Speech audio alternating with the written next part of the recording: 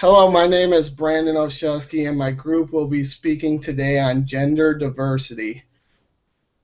Gender diversity in the workforce has been a hot topic for many decades. This has never been more true than it is today. Modern day lifestyles have basically forced most families into two working adults, and the day of stay at home mom is long gone. Men and women now have to learn how to work together in the workplace, and companies need to heavily invest in determining how to use each sex's strengths appropriately. In this presentation, we will break down the history of where women started and where they are going in regards to the workplace. We will also discuss men's roles in all of this, the advantages and disadvantages of gender diversity, and the future of gender diversity in the workplace.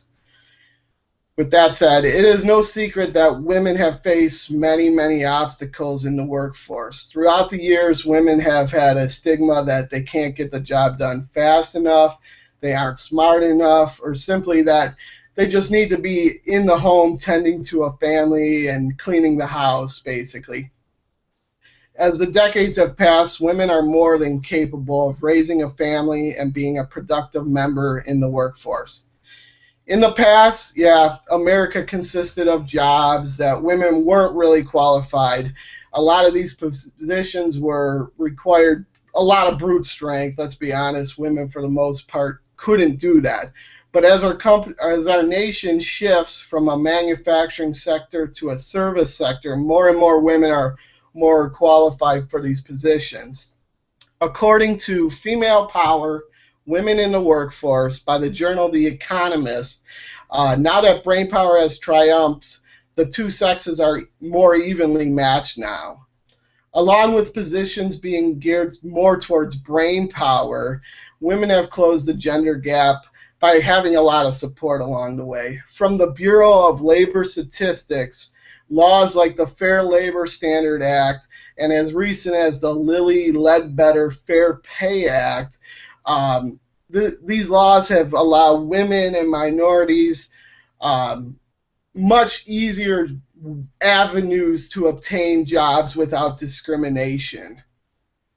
Women have also closed the gap lately because they don't start families as soon as they used to. Whether that's birth control, I don't know, but the key is definitely that families are being started later in life. According to the article Surprising Facts About Birth in the United States from BabyCenter.com, in 1970, the average age of a woman giving birth was 21.4 years of age. Fast forward to 2013, it's 26 years of age. So giving birth and starting families for women have certainly played a role in women completing their college education and landing good jobs. The future, as we move forward in the workforce, obviously the professional woman is not going away. In markets for jobs, the ceiling's being cracked basically every day. According to Female Power, Women in the Workforce from the journal The Economist, again, women are now half the American workers, and they're getting good jobs. Women sometimes run some of the most powerful companies in the world, like Pepsi-Cola, Archer Daniels Midland, and W.L. Gore, are all led by women. With that said, Margaret is going to be next to inform you on the male and female's present roles in gender diversity. Thanks. Thank you, Brandon, for the introduction. There's a story that I'm going to share with you all about one day I was at work. I was standing there with a male and a female supervisor. At the time, the male supervisor was running the floor. He gave me a direct order to do overtime, and I simply refused. The female supervisor then stepped in and said, "You're not listening to him? He's the man." Before that, I was totally blinded about gender diversity in the workplace since I work with both male and female. In an article titled Race, Gender, and Workplace Power, they shared survey data that supports the hypothesis regarding differential access to workplace power among women and minorities. The power in the workplace is often obtained through homosocial reproduction. During this process, people socialize with people that are similar to themselves. So if you have a man, they'll probably more likely to conversate with another man about the job than they are to a female. In companies, some high positions are filled with only men that will socialize with other men and may step a level lower or a level higher when it comes to the power. Moreover, quote, moreover, federal reports indicate that discrimination claims pertaining to promotions has risen steadily in the recent years, while discrimination claims pertaining to hiring has declined.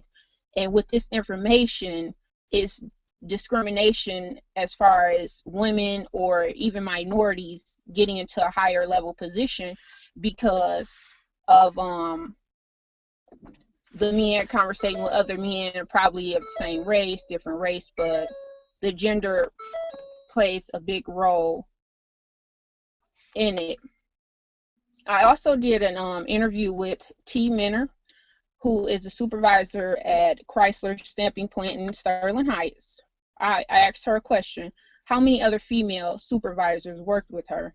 She simply responded that she was the only female supervisor in her department, that it was mostly men. This relates to the article that I read, The Gender Gap in Workplace Authority, a cross-national study. Quote, to take just one example, in the United States, the probability of a man in the labor force occupying an upper or top management position is 1.8 times greater than the probability of a woman occupying such position. The male has a greater chance of holding some type of higher position within a company over the female. This role is slowly changing with some drifts in the family. Let's refer back to what Brandon said about the stay-at-home mom is long gone. During this, it allows the old-fashioned living males to retire and lower their gender equality rate within the workplace. So some of our old-fashioned men think that the wife, the female, should stay at home and raise the family. But once they retire, a lot of things shift and change. The gap we once knew could be closing for a more gender equality workplace. I would like to hand it over to Danielle on the disadvantages of gender diversity. Thank you for that, Margaret. I will be speaking on disadvantages of gender diversity.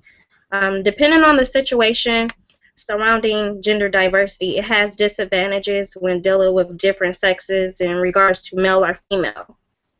I must say the workplace is extremely diverse, and according to the U.S. Equal Employment Opportunity Commission in 2009, 48.95% of employees in private industry were women, while 34.1% belonged to a race ethnic minority. It is very relevant to discuss because gender diversity is happening every day, especially when it comes to the workplace. There has been many times when male or female will both have great credentials and the same skill sets, but both do not get paid the same amount because they are different genders. How can this be ethically sound when both can do equal amount of work and come out with the same results? Existing employees may leave the organization or business if their personal prejudices prevent them from working with colleagues from a different background. And another disadvantage is that the investigation of employee complaints regarding negative attitudes and harassment toward others can take up a considerable amount of management time, whether or not they are appealed. In order for gender diversity to be eliminated, people must come to accept, whether you're owner of a company or up and growing business owner, that each person must be accepted equally regardless of race, gender, or background. I believe employing a diverse workforce requires a company to create a culture that respects conflicting opinions and promotes the dignity of each member of the workforce. It is a challenge when handling work diversity. However, with the patience and the success to be achieved, Its members must truly respect each other. This takes commitment by team members to deepen their understanding and have an open mind, and to grow personally and professionally. It takes time to become proficient. Now, Dwayne will be presenting his presentation on advantages of gender diversity. Thank you for the introduction, Danielle. Now I will be presenting the advantages of gender diversity. There are many advantages in gender diversity. Imagine a world where men and women could not work together. Think about the different limitations that could be put on us as humans. Yet this is how we used to think. Yet it would be quite stereotypic just to think women when you hear gender diversity in a work environment. This applies to both males and females. With the constant education classes as we as students are required to take, it's no secret that women have and still are overcoming obstacles in and out of the workforce.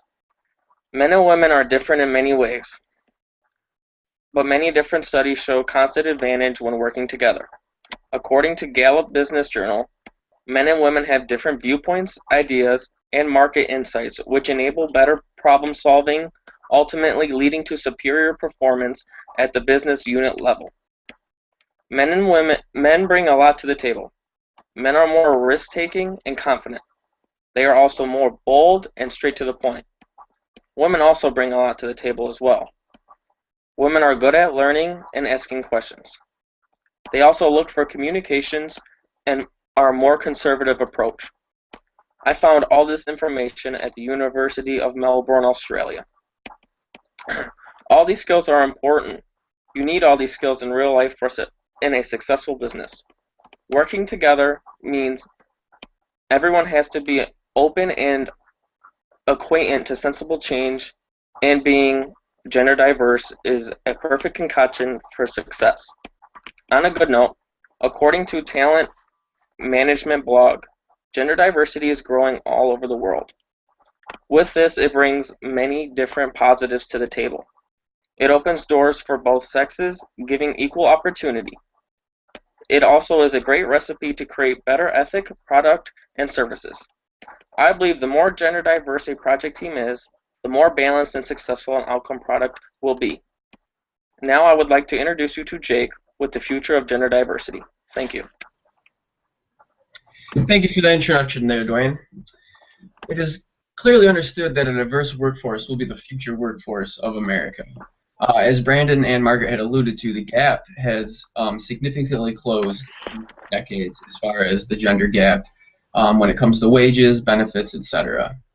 However, companies in the United States are playing catch-up in gender diversity. We need to start instilling more systems and programs to make these benefits better, such as maternity leave for women, and also follow suit with some other companies, giving them, closing the wage gap, and giving them, which is a big problem, is the senior management gap. I have a report here from Fortune magazine, as C. Fairchild states, women make up less than 5% of Fortune 500 CEOs and hold less than a quarter of 19% of the board seats globally. Although women are entering the workforce more often, they're not getting the management spots that men often get. But, however, there is a positive to this. While the U.S. is playing catch-up in establishing these systems, and women are entering the workforce more, they're also entering college more. As it says in the report, according to Judy in 1997, our service economy continues to expand.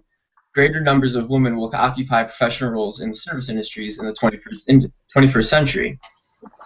And they will be well prepared, because women in America, like I had said earlier, are entering universities and colleges a lot more often, earning 55% of bachelor degrees and 53% of master's degrees, and nearly 40% of doctorates, much higher than decades ago. So now women are entering the workforce not only with just getting out of the house. Now they have the credentials to get their career on the move. This helps immensely with our future workforce and has a huge impact on not only us as consumers, but also us as coworkers and companies.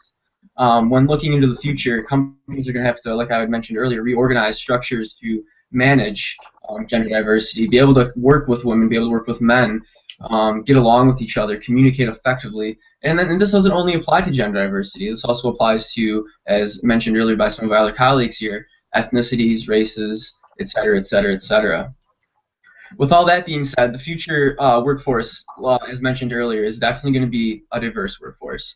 So therefore, we are all going to have to learn how to communicate effectively between men and women. With that, in conclusion, gender diversity in the workforce is a very important tool for new businesses and will be in the future. Communication between all diversities is essential and often forgotten is gender diversity. Companies must start adapting now, if they haven't already, in implementing policies and practices to help contribute to a diverse workforce and catering to all their needs. If effectively implemented and managed, it can bring many benefits to the company and contribute to their success in many ways by help creating an innovative and creative workforce. As noted earlier by Dwayne in the advantages, when women and men work together, they often bring together better marketing ideas. Women can address and attach more frequently with women consumers, and men can have better ideas and connections with male consumers. So combining both of those into the workforce is going to greatly improve business performances. By continuing to lower the wage gap and the management gap and cater to all these diversities, future companies will be better suited for a much more diverse consumer as well. Thank you for your guys' time here. Thank you all my colleagues. You guys did great, and I hope you guys learned a lot about gender diversity. Also, if you want to learn more about gender diversity, the Mercer Report, it is written by P. Milligan. She wrote a very, very detailed report titled "When Women Thrive, Businesses Thrive," and that if you're any interested in this topic, I highly suggest looking up that source. It'll be in our reference page for our group project. And I take a good look at that. Thank you for your time. You guys have a good night.